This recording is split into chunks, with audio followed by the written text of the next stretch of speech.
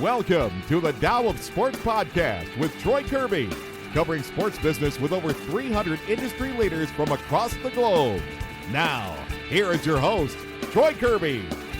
Thank you for listening to the Dow of Sports podcast. I'm Troy Kirby, along with episode 890 of the podcast. Today's guest is Deandra Duggans. She's the VP of Brand Marketing at the Las Vegas Aces of the WNBA. Of course, they've had a great run the last 2 years, winning back-to-back championships. She was in Las Vegas with me for the NACDA conference. That is the conference that oversees college athletics and athletic directors. I was there as the 10th anniversary of NATSO. NATSO is the National Athletic Association of Ticket Sales and Operation.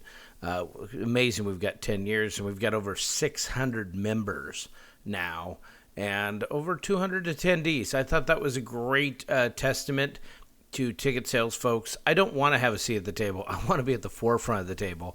And the next generation that's doing all this stuff right now is really doing amazing stuff. I was very impressed by everything that they did. And I think that it's starting to show what salespeople can do once they have a voice. And I'm glad to be even a small part of it. Either way, a fantastic conversation with Deandra Duggans. We talked about a lot of things. We talked about not just sales and operations and marketing and really how the WNBA stands apart, but also a little bit of DEI and a little bit of stuff around that. So it was a great conversation with Deandra Duggans, who's been a Twitter friend forever. And I really enjoy it. I can't wait for the next time I go to Vegas. I think I'm going to make sure that we have some time together because, man, she was fascinating to talk to. Right here in episode 890 of the Dow of Sports. Technology only fails you when you need it. Exactly. Well, Deandra, I feel like I've known you a long time.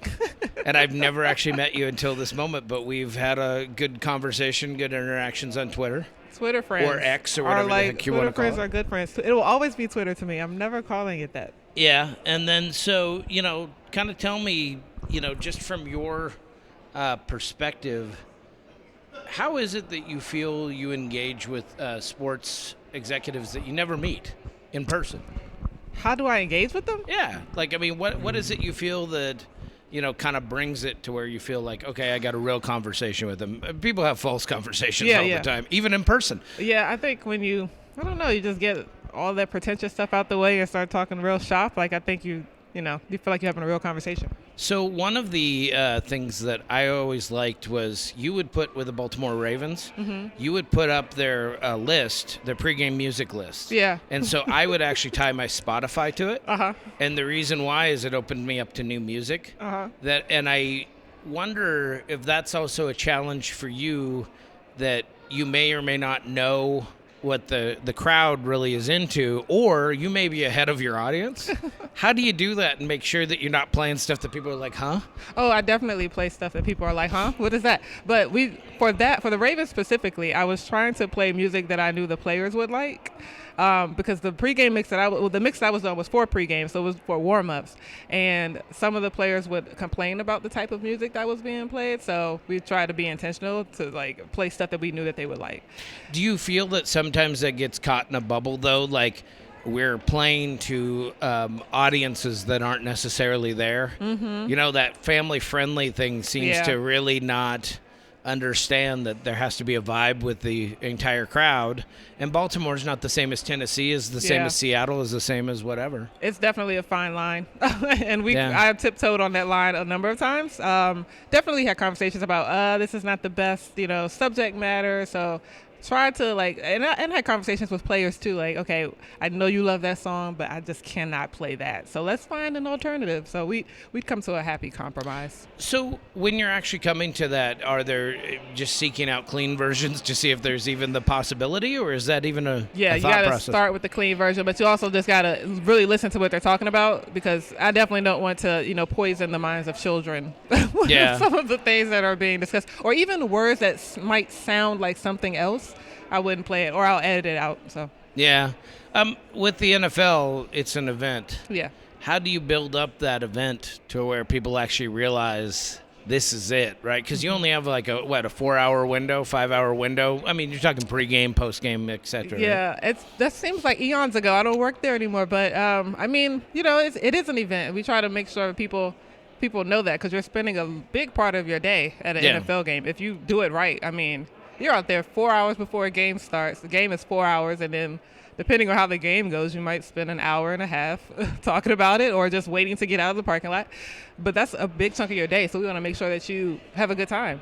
So when you rolled into this, was the NFL something that you wanted to be in? What were you in prior? So now I'm with the Aces. I'm with the WNBA now. Yeah. And before that was with the Ravens. And before that, my journey before that was trying to get to the NFL. I was trying to get to the big leagues. The NFL is the shield. It's the most powerful sports league. I won't say most powerful in the world, because then I'll have football people out after me. But in America, at least, NFL is king. So it was a great learning experience. I miss it every day. But I love where I am now with the W. So. But when you get to that, I want to get to the NFL. I want to get to this. Was it that you got to that pinnacle and you just decided it was not really what you wanted, or was it a certain amount of time, or No, how do you frame that? Not at all. I didn't really have intentions of leaving. I mean, I think everybody gets to a point, like, if you are, you love what you do, like, you're always trying to find that new thing to hang on to, and sometimes, like, it can feel like you're on a little hamster wheel. You're doing the same thing every year, the same way, the same. So sometimes you just need something different to look at, a new challenge to take on. And so the WNBA opportunity came about, and I thought about it because that's a big leap going from the NFL to the WNBA.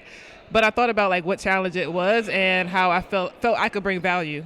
Knowing all the things that I learned at the NFL, like, how can I bring all of that to the WNBA? So. Well, and I always talk with everybody about the fact that WNBA, I'm not dismissing it, but they're actually probably let you do crazy stuff. Because you know what I mean? Like, they're like, hey, let's see if it works. Yeah. They're like, and I wouldn't say minor league, but they're almost in the minor league baseball point of view to where they just go for it. Maybe point of view. I see what you're saying. Okay, but, gotcha. But I'm just saying, like, they're they don't have this constrictive stuff to where if you alienate the top shield, you're going to get not just a phone call, but, right? Like you only have a set period. And they might be like, does this work? Yeah. I don't know if it draws out audiences. I'm excited, right? Yeah. And I'm not saying go crazy, but at least you have the opportunity to kind of be flexible. Yeah, we can't be the Savannah Bananas, but we can definitely try some new things. So yeah, in that regard, you're right. The NFL does innovate.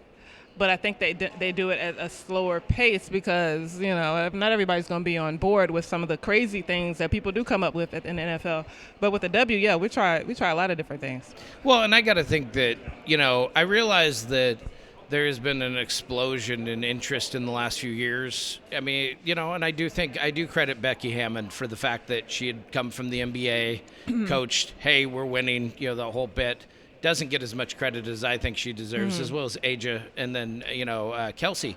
But when you look at it, right, they might be also more flexible with their time. Mm-hmm. They might be flexible with what they're open to marketing-wise. Mm-hmm. Whereas you get into some things, they're just not going to have it, right? Yeah, yeah, for sure.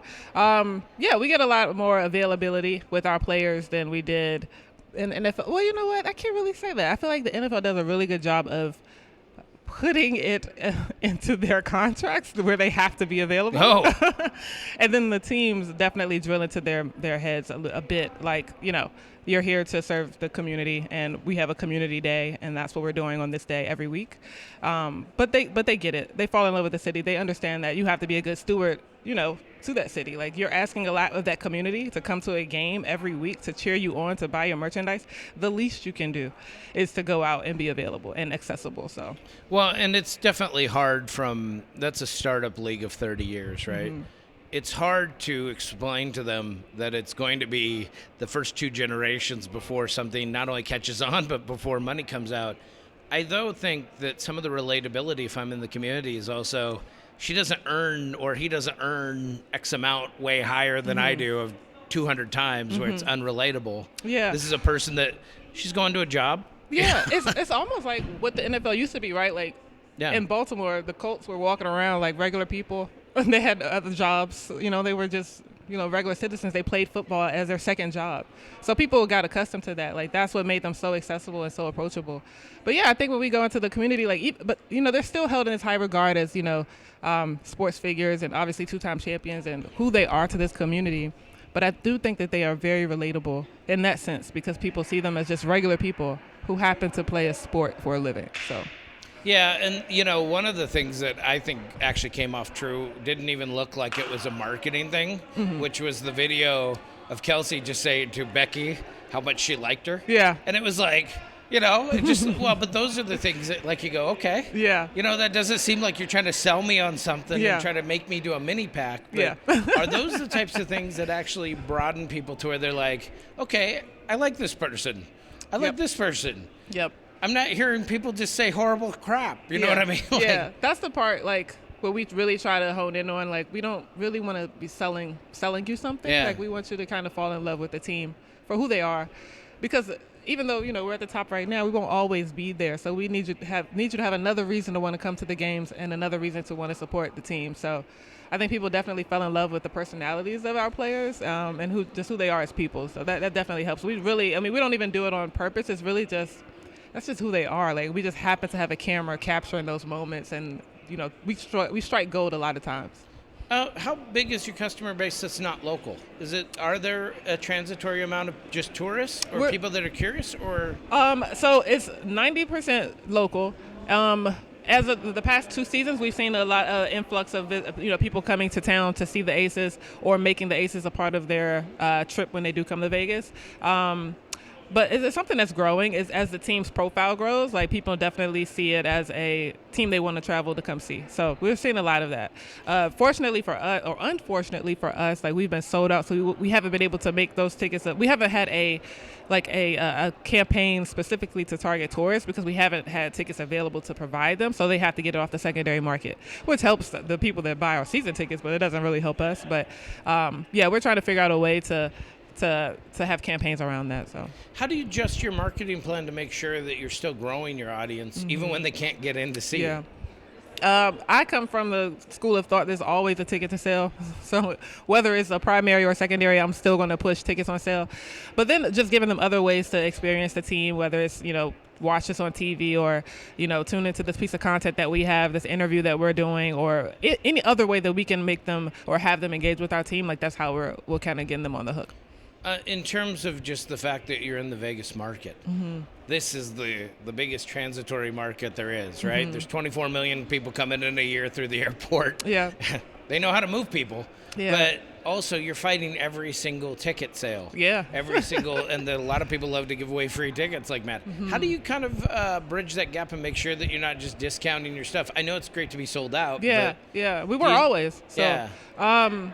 We try not to. We don't discount. We haven't had to discount the past 2 seasons. Prior to me arriving, they did have to do that. I mean, they were, coming. They moved the team from San Antonio, so they had to create a fan base. And sometimes you got to do that by just introducing people to the game who they might not buy a ticket, but if you give them an opportunity to come, they'll have a good time and they'll most likely become a buyer later on. But we don't as far as the tourism and the transient part of it, we really don't focus on that too much. Like I mentioned, we kind of go where the fish are, where we know the fish are, and we have a really dedicated fan base. Contrary to popular belief, there are people that live here that are locals that support all the teams in the city, and that is our fan base. Well, again, it still comes back to that, first 2 generations, because you've got to kind of build up. Yeah. And I know people focus on little girls or women, but are your audience all primarily women, or are they? Is that a diversified thing now? It's very diverse. Surprisingly, more diverse than people think. And you've mentioned the focus on girls and women. I think that has been kind of the W's or people's perspective of the WNBA for a very long time. Kind of this, we're kind of the charity, and we're here for the goodwill, and we want to have all the little girls in the stadium. We do want that, but we also want to show that this is the best basketball being played in the world. This is the best basketball players in the world, and it's competitive and it's good basketball. So we want people to come for those reasons first, and then you have a good time as well. I think it also kind of spells out that when you get away from that, it's just a goodwill charity thing, that people actually see I'm investing in that product. You're also a less expensive buy in a lot of ways. Is that not actually a good sell because family friendly? Yeah. You know, if I've got to spend X amount to even go anywhere, you know, and I've got a family of 4, that's not. Yeah. I mean, well, I think the W is going to be in a really weird spot in the next couple of years because we've had this family-friendly model, accessible ticket model, and now we're going to have to shift because we're also trying to turn a profit as well. And we have turned profit, but we're probably leaving money on the table. But you don't want to alienate that sector of your fan base that appreciates that your game is accessible, where they might not be able to go to an NBA game because of that reason, or they might not be able to go to an NHL game or NFL game because it's too pricey. So how do we make sure that we take care of those folks, but also make sure that we're driving value for our team? Because we don't want that ticket price to be a perceived value of what you're going to expect, because that's not the case at all. We have a $10 ticket, but you're not getting a $10 experience. Well, one thing that I always liked about the Storm, which are where I'm from in Seattle, was they understand kids. Yeah. And I don't mean that like, great, we just give them all whatever, but they understand what kids want to be around kids, you know, whether it was the mascot, whatever. How do you incorporate that into your marketing plan to make sure that this is a vibe that kids want to be a part of? I don't care about boys and girls. I mean, just kids. Yeah. And Seattle's a great model. I love kind of looking at them for a lot of the things that they do. They just do a lot of things right. So yeah, they're a great model, and that's something that we're really trying to build as well. Like, obviously, we play on the Strip, so there's a lot that comes with that. And we want to make sure that we have that Vegas experience. We also want to make sure that we take care of the families too. So we do have a mascot, so we do have that in play. We make sure that, you know, the mascot is accessible, but we're also trying to figure out ways to take care of those kids that are in the arena. And it's really cool to see when you have little boys and little girls wearing Asia Wilson jerseys and Kelsey Plum jerseys, and they're super excited to meet our players. And our players do a really good job after the game. Like, they're going straight to those kids, signing autographs, taking pictures, win or lose. Like, because that's not a representation of who those kids are and why they're there. They're there because they think Asia Wilson's the best player in the world, and whether she just won or lost the game, like, they are just excited to see her. So they do a really good job of acknowledging that is, you know, the future of the fan base, and so we try to hone in on that. Well, I think the other component of that, as you mentioned, the accessibility, is the fact that they're willing to do autographs, whatever. And I'm not casting aspersions against NBA or anybody else, but it gets harder. It's untouchable, yeah. It does. It's just more difficult. I actually applaud LeBron, because LeBron actually, you know, does a lot of stuff where he'll sign shoes and just give them off. Yeah. I know that doesn't sound like a lot to some older person, but to a kid, they're not trying to resell it. Yeah, and if they did what we did after games, it would be a huge security risk. Like, you can't have, you know, hundreds of kids waiting for autographs for the Lakers after a game. It's just a security risk. One, because adults get in the way, and they try to push their kids to get the autograph that they want so they can sell it, which is that's where it gets kind of a little funky. But I mean, we'll see, you know, as their star rises, if that becomes something that changes. But I hope it doesn't, because even when I was younger, when the WNBA came around, like, that was something that I enjoyed. Like, I could go down to the floor after the game, not to the floor, but as close as I could get just to get an autograph. So it's been happening for the past 25 years, and I think it'll continue, like, no matter how, you know, popular they get. So you have really on the road, you're a show. You know, you guys can I can watch the Aces if you go on the road to a WNBA town. Yes, you have Caitlin Clark, you have other people, but you have really been, you know, your team has been the one that has been the driver of a lot of these things this last year.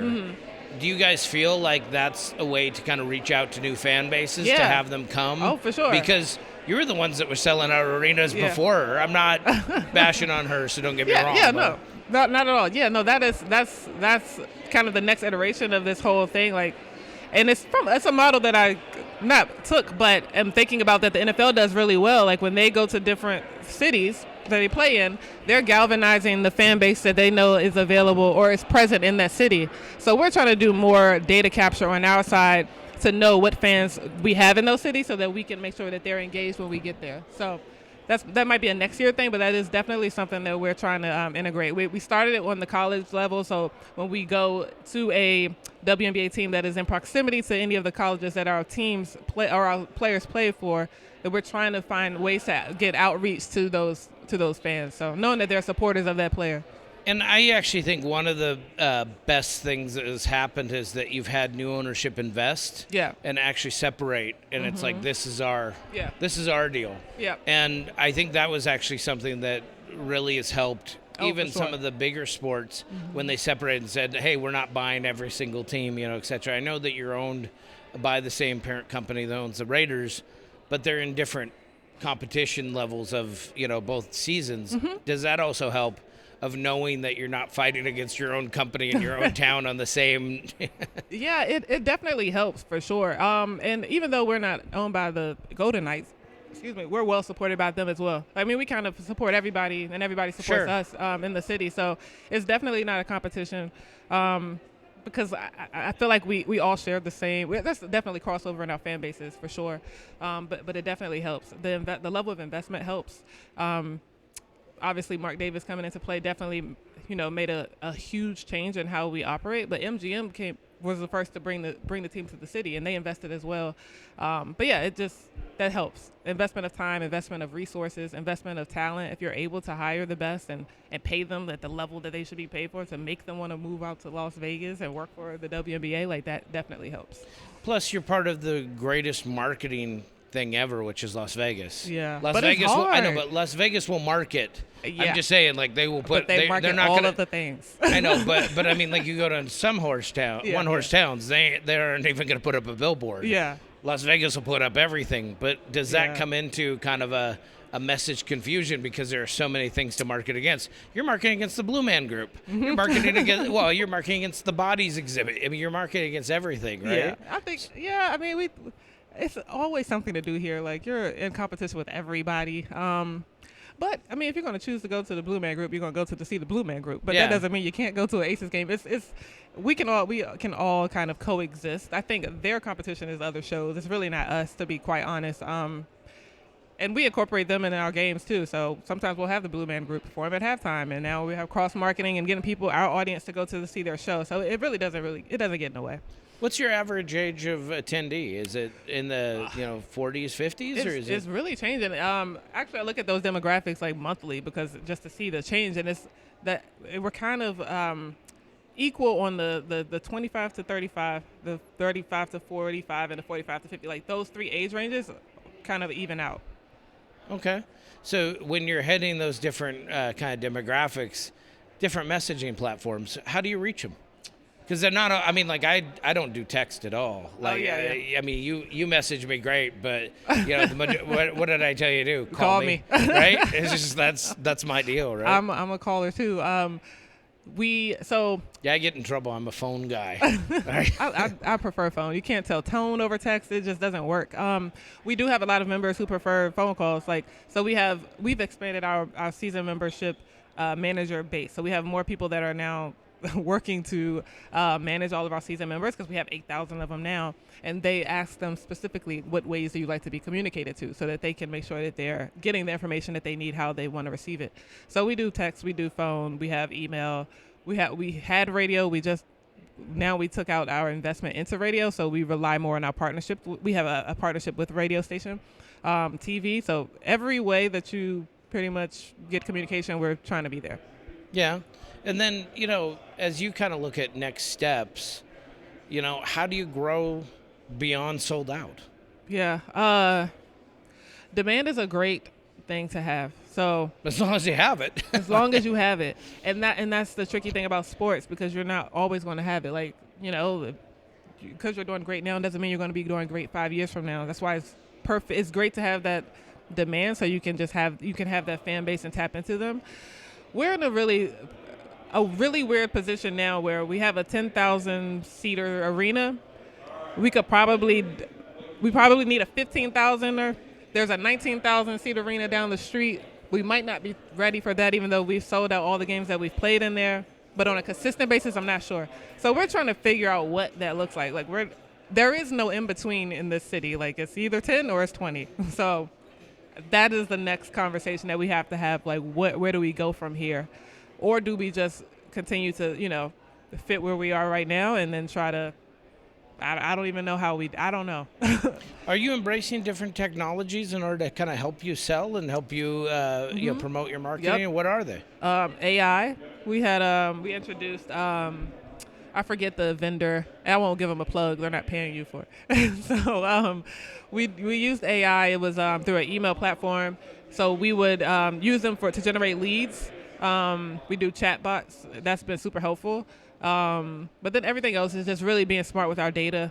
We're really, this year and the last off season, we paid a lot of attention to our tech stack, our entire ecosystem and our funnel, like how people enter our funnel and what type of experience they have in it and what we're using that data for. So we're getting smarter there so we can identify our fans and what they want and where they are. Well, and I keep going back to, like, as I mentioned, the WNBA, they'll allow you to experiment, right? They're not totally forced into something. I keep thinking that the technology and the sales part is going to actually come from your league more than it will be in Major League Baseball or NFL, where it's just stuck, I mean, it's you've got certain barriers, fans won't like it, whatever. And I was floating the idea of RFID chips. Yeah. What if you had them underneath the seat, you sat down, and all of a sudden it not only played it to your phone of whatever you want to select, but then it figured out how many people were Ford buyers, and then that's what it plays on the stuff. I mean, you can see where that technology could be pretty goes. cool, yeah. Right? Yeah, that could be pretty cool. That would take some investment into infrastructure for this arena, though. But I don't think it's the investment as well as the willing to say yes. And Yeah. I have the ability to think that your league is going to be the one that will say yes to these things. Yeah. Going, blow it up, do it. Let's see what happens. Yeah, and what's funny is that the W has become like the testing ground for a lot of things. Like the in-season tournament started with the WNBA. We were doing it 2 years prior, and then the NBA does it. Of course, they're doing it bigger and better, but we were kind of the testing ground for that concept. We have another piece of technology that started in the WNBA, and the NBA used it for All-Star. Like, it's a lot of things that the WNBA has become testing grounds for. So yeah, you might be right. We might have the next big thing. Well, and, people beat up on women's sports, and they don't realize the toll that, has been taken. I go through this when I'm at St. Martin's. I was talking to them, and they always act like women's sports have had the same amount of time. 81, 82 was the first NCAA championships. Those didn't even get started till, 91, 92 to even be live, the women's basketball finals. And coming in was the WNBA was 96. Yeah, right after the Olympics. Aren't we giving a lot to suggest that you should be right up with something that's been 120 years ago? You know what I mean? Yeah, like some of these sports, you have not necessarily had the opportunities. Yeah, you're comparing our 25 years to the NBA 75. Yeah. And it's like, it's not really even fair then, to do. the NBA didn't necessarily have 75. I mean, some of those for those were very regional, small, etc. Yeah, and I think with the NBA, people failed to understand like where their inflection point was. Like, they weren't even always flying private. That's fairly recent in the term of time. Yeah. And then they didn't really get like paid until media rights. Like, that is what got them paid. Yeah. Media rights. So like, that's the next iteration of the W. Like, if we can increase like what we're getting for media rights, and I probably can't talk about this part, and then work on that CBA and the percentage that the players get, then it's a whole new ball game. So I think like that's the next thing. But yeah, comparing us to year 50 or year 75 of the NBA when we're 25 years young just isn't fair. 27 years young, I'm sorry. Well, and everyone keeps going to, Bird Magic as being the thing. They don't realize that also comes from 79 when they played in the final, for the NCAA tournament. But when you kind of look, it wasn't necessarily even into the Jordan years, but into the the early 90s when all of a sudden, as you mentioned, the media rights, but also the global. Yeah. And do you guys see that kind of global interest already from the W starting to increase? Yeah, it helps. As much as, we don't like that our players have to go or choose to go to play overseas, that helps. Grow that game globally for sure. The Olympics help. Obviously, I think coming off of the 24 Olympics, I think it's going to be amazing what comes out of it. But yeah, the reach definitely helps. We got to find a way for people to be able to view our games, globally, the way the NBA is able to. But you'll see, like, the WNBA is definitely trying to have international games. Like, that's on the table. Collegiate women's basketball is having international games. The Paris game with South Carolina and Notre Dame last year was huge. Yeah. Like, to take them over there and see what that response was. So I think it starts with collegiate basketball. Like I said, like, they've started this groundswell has been happening in collegiate sports for a while, and then we're kind of reaping the benefits and trying to figure out how to maintain that bridge between collegiate and professional. Well, and I don't think the public generally understood why a lot of freelance was happening going overseas. I'm not trying to get into Brittany's life, but when you see that, I think that actually was the wake-up call for a lot of people to go, wait a minute, they have to go. Shouldn't have to do that. Yeah, and that was something that I think Bird had talked about a few times and other stuff. But now, if we can actually start seeing those, do we start seeing London games with WNBA? Do we start seeing? I think so. Grow? They tested it with Canada.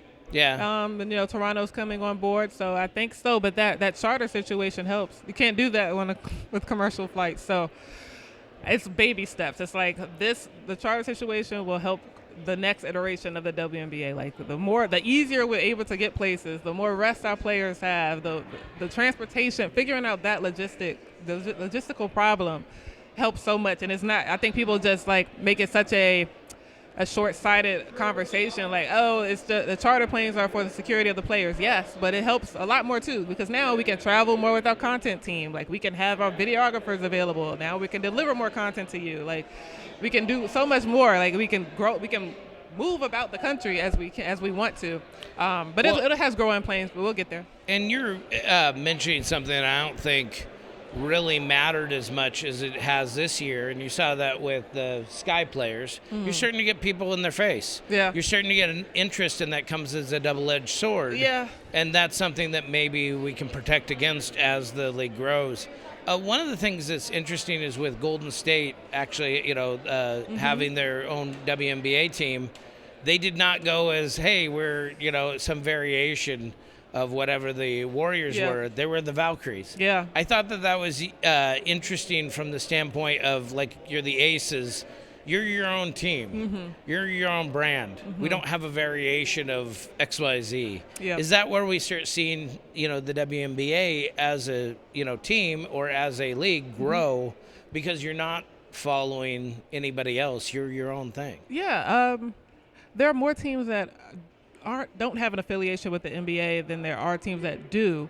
And when they started, obviously it was kind of the sister team to the NBA team. But yeah, I think teams are showing that they can stand on their own. There are people that are investing into wanting teams to come to their city without the being attached to an NBA team. So I think that definitely will help the branding and help the WNBA kind of set themselves apart from everybody saying, oh, they're depending on the NBA for money. And even if they are, so what? Who cares if they are? Like, there's enough to go around. Well, I was actually excited to see the media rights of thinking of separating. Yeah. Because I think that's going to be smart simply because now if I have to pay separate, I'm going to make sure that I get my maximization of my dollar. It's not an also ran, but it's also the idea. And doesn't that come into the teams themselves of now, hey, we've got a league deal. Now we have to make sure that we do our part of it. Isn't that where we see it going? And then my question to you is, as we see that, as we get more digital, do we almost become our own media platforms? So the Liberty, they have their app, and they just announced that they're streaming all their games on their own app. I think that might be what's happening, moving forward. But the WNBA, as it's on its own, being its own media platform, I think we got ways to go for it. But it's possible. It's possible. I think the more ways we can get people to view our game, the better. So. See, and you just mentioned Kia Clark. I love her. So I love Kia Clark. Listen, there are a number of franchises that I look at for inspiration, and like I'm not afraid to reach out and ask, like, hey, how did you do that? And we kind of share trade secrets all the time. But yeah, I love how the New York Liberty operate. I love the Seattle Storm. Like, they do an amazing job. So yeah, we're trying to be top dog like them. Do you feel that that's also helped to basically separate, hey, we're learning from each other, but we're also building our own image? Oh, yeah, for sure. And we're not necessarily just using NBA brand. We'll let them steal from us, but we're not, we're not just following their lead. Yeah, and there's some things that the WNBA can do that the NBA just can't. just can't. Like we're a way more socially aware league, whereas they want to be, but sometimes they can't be. So we can get away with a lot more things, and maybe now, but maybe later we won't be able to. Not get away with, but we can stand on our platforms a little bit more than they can. So I think detachment sometimes is a good thing for that. So sports life, a lot of people don't realize what they're getting into. You moved across the country. I did. It's hard to be a vagabond, isn't it? Yeah, it is. Right? Like you pick up and you move and everyone thinks it's a great thing. Yeah. How do you handle that adjustment and that type of it? I'm still working on it. I don't get home as often as I thought I was going to, and not because I don't have time. It's just that's a long flight. It's a long and expensive flight. But yeah, I think you working in sports, you have to be a little bit fearless, because opportunity won't always be where you are. You might have to go move across the country to find it. So I think you got to be a little bit of a a nomad. Yeah. When working in sports. So do you think that a lot of people are prepared for that, or do they No. talk a good game? I don't think a lot of people are prepared for a lot of things in sports. Like I think everybody, and not to their fault, like everybody wants, I'm going to work for the 4 major sports. And sometimes it doesn't work that way. If it does for you off the bat, then great, but it won't always be linear like that. You might have a little bit zigzag journey. So I don't think people are always prepared for that. But that's where you find the good part of it. It's like I wasn't prepared. I wasn't thinking that I would end up here. I never thought I would end up in Vegas, but it's been really good to me. So you're in sports marketing. Every kid tells me, I want to be in sports marketing. Do they even have a definition or know what they're talking about? No, and sometimes I can't define what sports marketing is because I feel like we wear so many hats, and it's always changing. Like, it's just ever changing. When I was in college, social media wasn't a thing. Yeah. We had Facebook, but it wasn't a thing. But now that's a whole different subset of marketing. And now it's about to be it's kind of like standing on its own, to be honest. But it's ever changing. So it's hard to explain or define what marketing is. I think people also think when you reach a certain level, like you stop doing certain things. It's like, no, you're still doing the little things. You mean like game day operations and security and everything else? Still doing the little things. Yeah, I remember when I was supposedly higher up, and I was like, wait, I'm sweeping the floor. Right. It's just like, that's the things that happen, right? Still putting towels out on seats. Yeah. Yep. Yeah, I think, isn't that a good indicator, though, when you start people, that are working at one level? Yeah. And isn't that an indicator that they've tuned out and they're maybe not working out? Yeah, for sure. Yeah, right? Yeah, and I appreciate, like, the people that do, like, kind of work their way up to that whatever level because they understand they understand the jobs of everybody. So it's not a conversation of, it should be easy because you understand how much work it takes. So you have a little bit more consideration and empathy, like, for the work that they're doing. So. Yeah. So you're at NACDA, which is the College Athletic Director Conference, and it's in Vegas, so it was great to see you. How did you feel your panel went? I thought they went well. I wish they asked me. I was really prepared for some specific marketing questions. It was a panel on DEI and diversity and inclusion in marketing. And I tried to relate it to the college world because obviously I'm not in that world. And I also never want to be dismissive of the work that collegiate athletics folks do because they do a lot of jobs. I have one. I got to manage one sport. Chuck.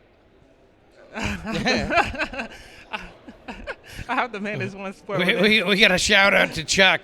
Hey, Chuck, how's it going? Chuck's the chief revenue officer at Georgia Tech University. Oh, there you go. We went to grad school together. There you go. So that's what NACDA is good for. But yeah, I try not to be condescending or short-sighted in understanding that I have one sport to manage, whereas everybody in their room is managing several different sports. So it's not as easy to say, like, this worked for me and it's going to work for you. So it was eye-opening for me. I learned a lot, too.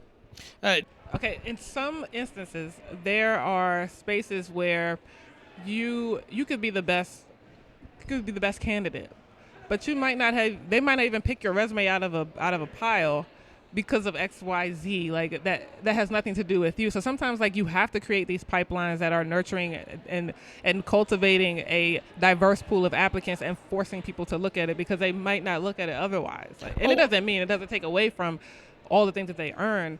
But sometimes you have to force people to do that. Well, you're talking about the Ivy League syndrome.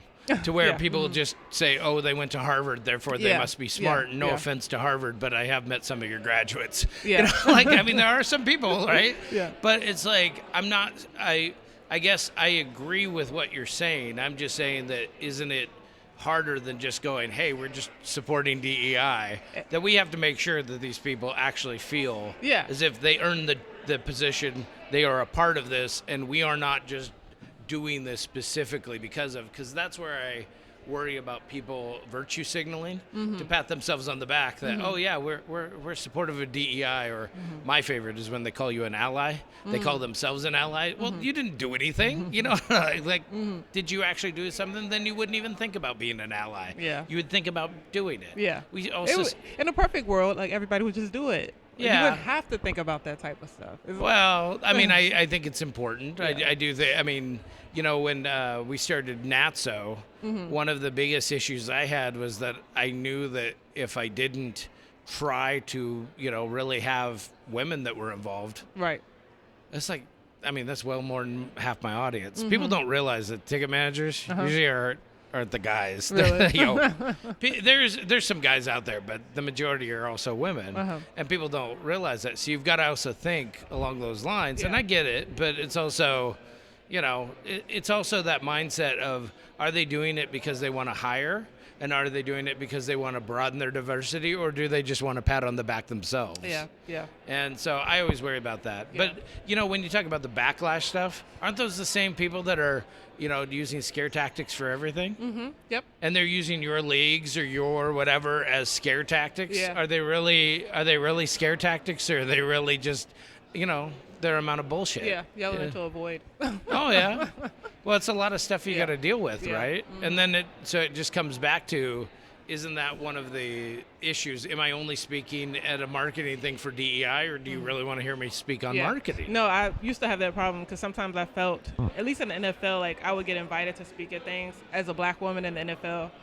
I'm like, can you invite me to speak about the marketing work that I do? Like, not just being a black woman in the NFL. So I get that. That was one of the things that, so I had a number of kids that commented that we heard from a lot of WNBA teams when we have guest speakers teams, and I was like, they're the most open to say yes. I'm sorry. Like, what do you want to hear from? Yeah. Do you want to hear some guy go, I don't have time? Or would you like to have somebody? So I think it comes to the accessibility, but isn't that more when we're looking at conferences to go, I want this person to speak on, maybe you should be speaking on 2 or 3 different things, not just the one that sounds the easiest to have you speak on? Am I wrong? Nope, you're right. Okay, well, good. I like to be right. Good. What other thoughts do you have? Nothing. I'm just trying to, escape this heat, run away from it a little bit, stay cool. Oh, yeah. Well, the pool looks nice, but I won't be able to. Yeah, if I go out there, I'm going to need way too much sunblock. Yeah, I'm a rotund thing at this point. Thank you very much for coming on. It's been great to talk to you in general. I have always enjoyed just, the back and forth and everything. And, I do think it's a testament, though, that people can have relationships on social media without getting in fights. Exactly. Without getting in fights. Exactly. It's not that difficult. Yeah, one of my favorite was, one of my cousins had put something on my aunt's page or whatever, and one of my other aunts goes, she held you as a baby, leave her alone. People getting in fights for no reason. I don't know why people choose to do that. But thank you very much for coming on the podcast. Thank you for having me. Thank you for listening to the Tao of Sports podcast, focusing on the world of sports business. Download our free iPhone, iPad app in the iTunes App Store, an Android app available in Amazon to listen to the entire archive. Or check out sportstao.com for more podcasts, blog posts, and videos. All episodes of the Tao of Sports podcast are copyrighted and trademarked.